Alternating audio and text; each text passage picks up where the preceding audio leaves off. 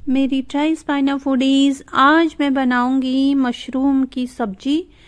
क्या हुआ ना, मैं सब्जी लेने गई तो वहाँ पे उस सब्जी वाले के पास में मशरूम भी थी, लेकिन ये मशरूम का साइज़ जो है साइज़ में छोटा छोटा था, तो मैंने 3 पैकेट इसके ले लिए और सोचा कि चलो यार बहुत दिन हो गए हैं मशरूम खाए हुए, तो मशरूम बनाया जाए। तो उसके लिए मैंने सोचा कि मूंगफली भी है ही, तो इसको भी मैं पीस के इसमें डाल लूँगी, जिससे कि इसकी ग्रेवी गाढ़ी हो जाएगी। और इस तरह से मैंने प्याज का पेस्ट बना लिया इसके लिए, और लहसुन अदरक का भी ये पेस्ट बनाने की मैं तैयारी कर रही हूँ। उसको भी मैं मिक्सी में पीस लूँगी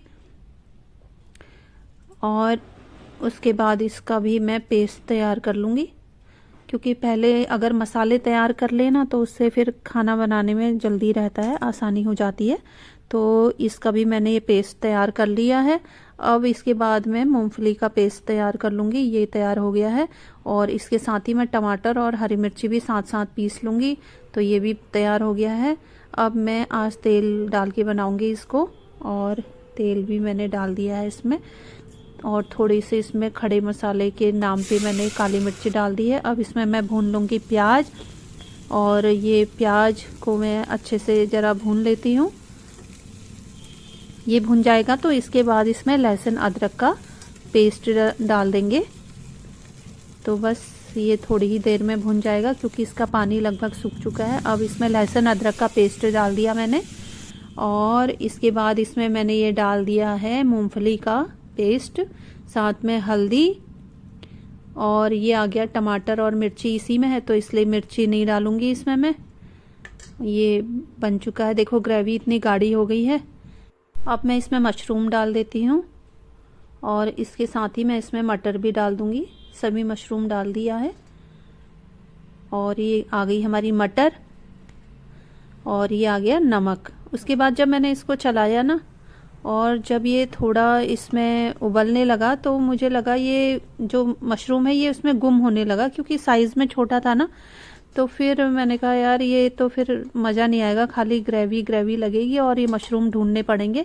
इसलिए फिर मैंने छोटे छोटे आलू काट के भी इसमें डाल दिए, कुछ दम आलू स्टाइल में समझो, वैसा कुछ। ये पता नहीं क्या आज ये ऐसी सब्जी बन रही है। तो इससे मुझे ये सीख मिली कि कभी भी ना छोटे साइज़ का मशरूम नहीं लेना चाहिए, उससे मज़ा नहीं आता सब्जी का।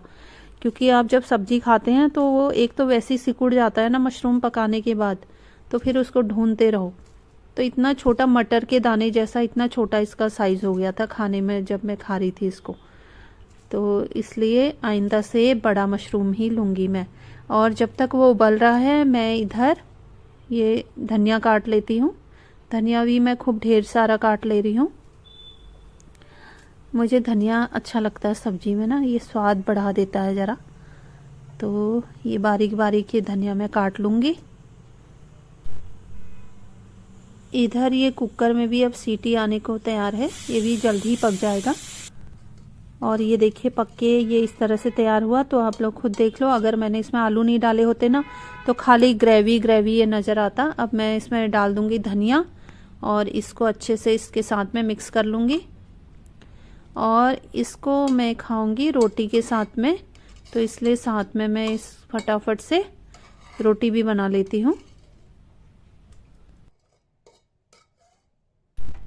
तो रोटी भी मेरी बढ़िया सी फूल गई है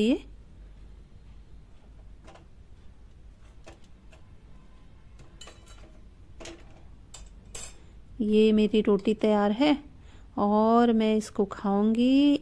अब इसको क्या बोलेंगे इस डिश को मटर मशरूम दम आलू, क्या नाम देंगे इसको? अब तो ये कुछ अलग ही तरह की डिश नहीं हो गई है।